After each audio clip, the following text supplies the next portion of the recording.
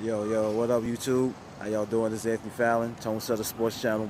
Back again. It's been a while since I did a video, so let's get to it. And one thing I'm going to mention though is before this, it's all good. I'm just saying it's all good. But the last video that I made, talking about the quarterback position, and no, I didn't get any reviews, and it's all good. But I do notice that it's being talked about right now. You know what I'm saying? Maybe it's just by coincidence. Anyway, but that's about a month ago. So, yeah, right now just I'm getting my car service. AC unit went out down here in hot Atlanta. Oh my gosh, I'm right now it's just toasty, man, for real. So got to get that AC unit done. I got to tell you that. Let's get to it. Let's talk about the Cowboys. My thing is right now the biggest vocal point is the defense. And I know we have a lot. We have filled a lot of positions and making it very competitive. Besides on offense, what we have as far as the wide receiver position is probably the most competitive. On the offensive side. So yeah, let me walk over here because I don't want y'all to get conversations mixed up. So I'm outside in the shade, trying to stay underneath the shade tree. I can't be in the AC all the time. I like it outdoors. Country boy foot to the fullest. But as I say, let me get back. Let me get back to what I was talking about. So is the defense, and it seems like on paper, we have some very good draft prospects in the DB core and the defensive line. You know what I'm saying? So everything is trending up for us. Saying with a blahzay and guys that came in 3 years ago, 3 seasons ago, however you want to put it. As far as defense getting better. Of course, with Van Der Esch, Jalen Smith, we kept Sean Lee. Hopefully he can stay healthy, but we also have some backups for him as well to relieve him, because we know that he just not be able to play the whole season. And I think we're going to have to really manage his time early in the season to ensure that he stays healthy going into the postseason, because that's our aspects. That's what we are seeming like to be trending towards, that we might make a deep playoff run, and but that's not guaranteed. That's one thing about football, is that it's not guaranteed. Like every season, at the end of every season, at the end of last season, going into this season, it's new. The slate is white clean, and because we have seen the trend where you start off at the top, one season, then the next season you'll go to the bottom, and that has been the trend in the NFC East. You know what I'm saying? For a minute, even though Philly didn't go to the bottom, but they didn't win the division. You know what I'm saying? At the same time, So, but we see with the Giants, it's always been an influx of like Cowboys, Philly, Giants. Where I gotta be aware of Washington too, even though they're in a transitional phase at the quarterback position, but we don't know how Haskins is going to turn out. He might turn out to be a beast. You know what I'm saying? He might have that magical carpet ride like RG3 had, but he's a better proficient pocket passer. You know what I'm saying? So it all depends on his level of maturity, and also picking up the playbook and understanding the defenses that he's reading. So, and that's what Gruden is there for, to help him. So, and we know how they played last year, early part of the season, until Alex Smith got hurt, and they played, and still, even then, they played hard. So we can't count them out either. Now, with the defense, talking about the Cowboys, what I want to see the most, I don't care about the defensive yardage that may, like, if we give up a ton of yardage, that's fine, because we're gonna be facing some some prolific offenses. You know, we ran up against that last year going in the playoffs for one thing with the LA Rams. We ran into it in the regular season with Indiana. And now the reason why I'm mentioning those two is because Indiana set the blueprint for the LA Rams. They were that inside zone running, you know what I'm saying? And it killed us. And just like Indiana killed us last year. You know, so what I want to see is red zone defense, and defensive turnovers, whether it's interceptions, fumbles, sacks. I don't care about the yardage. The yardage never really matters, to be honest with you, because you know who also gave up a lot of yardage, but they was in top ranks as far as defensive turnovers, the New England Patriots, and that was maybe about now 3 seasons ago. Yeah, and everybody was talking about how the defense gave up a lot of yardage. That matter of fact, I think it was when Philly, so it might have been 2 seasons ago, when Philly won the championship. Now, ultimately in the Super Bowl, they gave up way too many yardage and didn't have any turnovers. But at that point in time, they had the number 1 red zone defense, and they was high in turnovers. You know what I'm saying? They was like tops in turnovers as well as interceptions, to be exact. You know what I'm saying? If we can get some, and now we can get not just interceptions, but we can get interceptions turned into points I guess you would call it transitional defense or transitional offense, you know, something like that. It's just like a turnover, you know what I'm saying, in basketball. You turn turnovers into points, you know what I'm saying? It's instant offense. Now, if we can get that, that's where it's at, because that's less work that the offense have to do, and that is less work that the defense have to do, even though they would have to come right back on the field and do it all over again, you know. But that's the point of having depth at key positions, and that's the defensive line, and that's the defensive back, you know, and at the DB, you know what I'm saying, the secondary. So yes, that's very, very important. And really, that's what it all going to boil down to, because we're going to give up some yards. And just to throw something else into this topic is, like I said earlier, nothing is guaranteed. This season is not guaranteed. So, you know, I like it when we don't have such hype. You know what I'm saying? Like last season, it was so unknown on where the Cowboys was going to trend, because the fact that, you know, it was a lot of volatility. Volatility can be good, but volatility can be bad at the same time, because we was really bearish, and I'm speaking in, you know, forex trading, you know, stock trading terms, you know what I'm saying, terminology. Pick up what I'm putting down. You know, we was very bearish early on to the season, and then we made the adjustment of acquiring Amari Cooper, and then we bulled.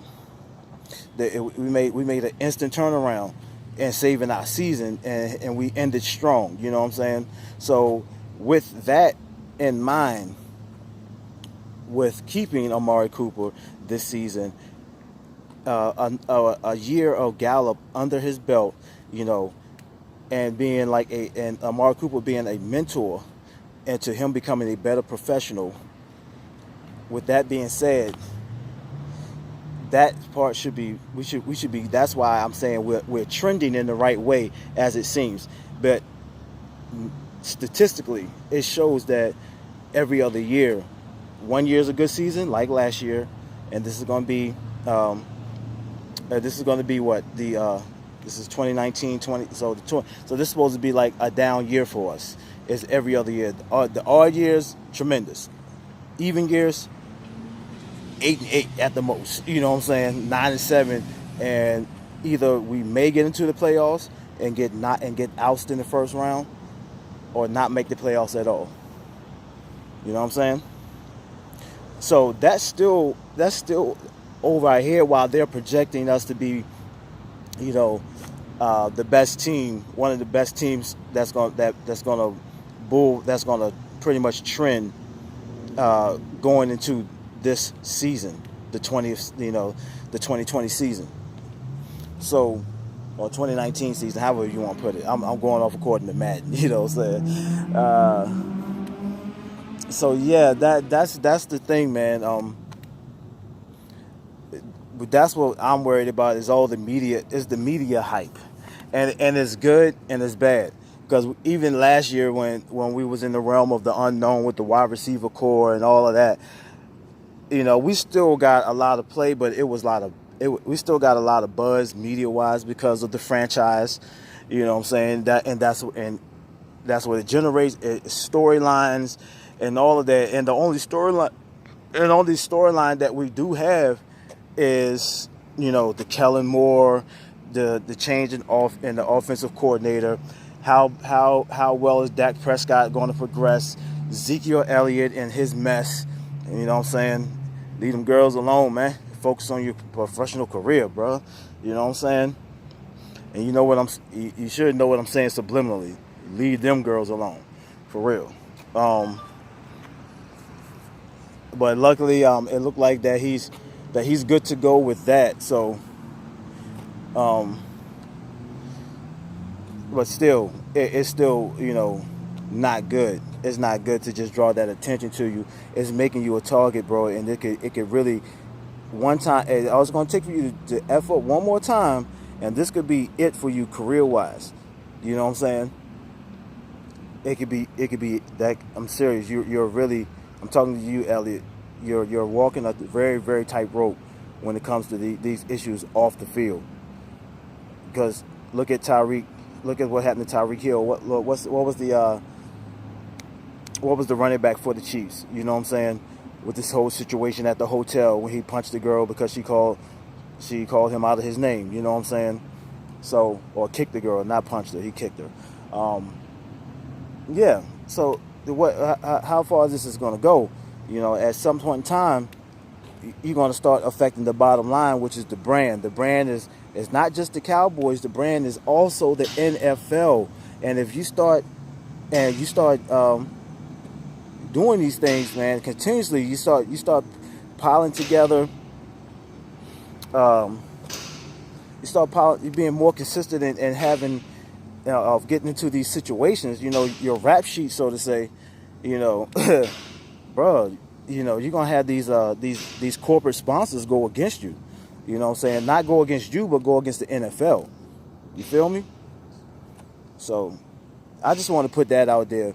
But my main topic was about the defense. What I want to see. Yes, if we could be somewhat similar to the Legion of Boom, you know what I'm saying, where the defensive the cover skills of the DBs are beyond average, very exceptional. Cheeto Bay becoming not just a shutdown corner, but a playmaker. Jordan Lewis, Byron Jones, he definitely needs to pick up his ball hawking skills. Cheeto Bay does too. I think Jordan Lewis has the best ball hawking talent or ball hawking skill out of all of them. And Anthony Brown definitely don't have any ball hawking skills either. So we're gonna keep him, but I don't know if we're gonna keep him or not. I volleyed to trade him. To trade Anthony Brown.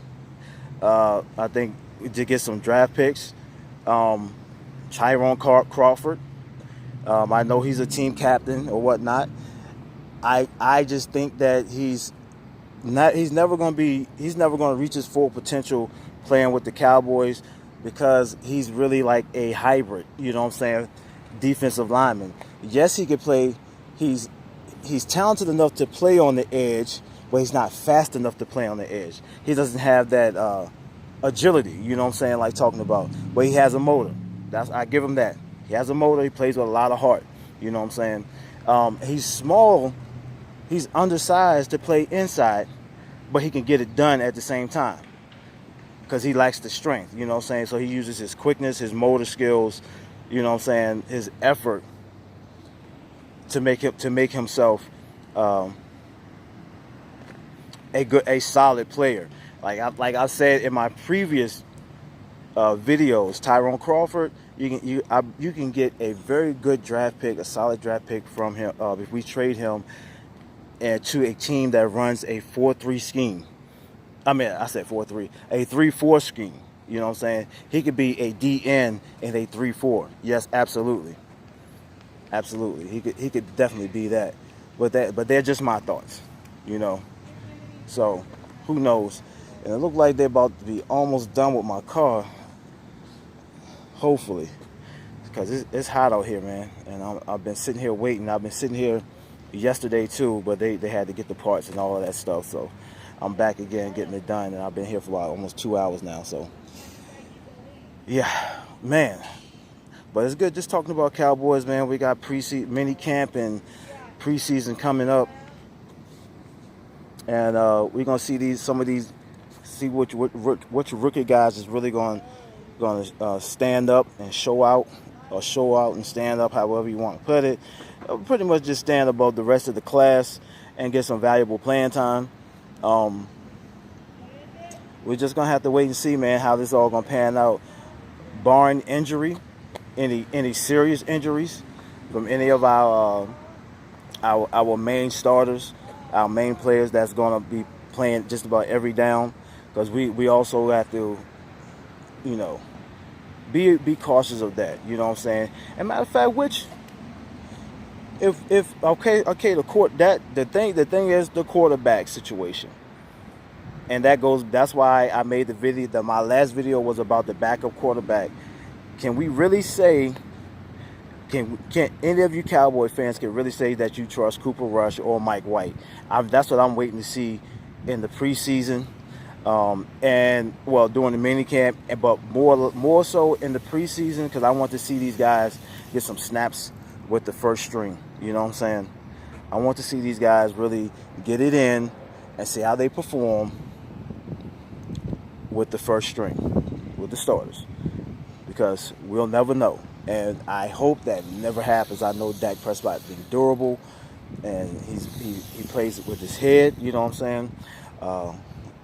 So that's gonna be real. That's our weakest spot is the backup quarterback, and I'm gonna reiterate that again. Just go back and just listen to my last video that I posted, just talking about that strictly. Because I always run off and just start interjecting about other stuff, just like I did in this video when I just wanted to talk about the defense and my expectations on what I want to see, you know, with the turnovers, sacks, and fumbles. So, but also, yes, we just can't let nobody gut us at the same time. But yardage really don't matter. But that red zone defense is where it matters. Just like the red zone offense is very crucial for us going into this season. And I know they've talked about that, so I'm not even going to really chime in on all that.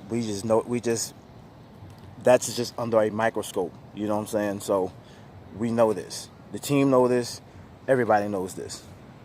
And that's going to be very monumental, because we could be, as far as offensive yardage, we could be right there in the middle of the pack. And that's where they got us, you know what I'm saying? So, like I said, I talked about the Peter King thing. And I think, and as a matter of fact, I did talk about this in the video prior to my last one.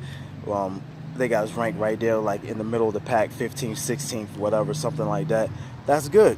That's very good. All I'm worried about is, as long as we're at the tops as far as scoring, and that's by us running the ball, getting downfield, getting to red zone, and converting those red zone opportunities into touchdowns. Simple as that. We know it's not going to happen all the time, but we have to be efficient enough to get into the red zone and scoring, not with just field goals. And hopefully our field goal kicker has gotten better too, because he did miss some crucial joints too. I can't even think of his name right now, but yes, but that as well. So yo, I'm going to get off of here. I'm going to make some more videos to come. I've been very busy, man. Just out here handling business. Just staying on that grind. So bear with me. I'm waiting for the season to get closer. And we have some more things to talk about, because there's really not much to talk about, as far as what's going on in the off season. I mean, I get into NBA, and I probably will be doing some NBA stuff. So, yeah, just stay posted, man, to Tone Setter Sports Channel, because that's what we do. But Cowboys up, baby. Bang, bang. This is Anthony Fallon, Tone Setter Sports. Peace. I'm out.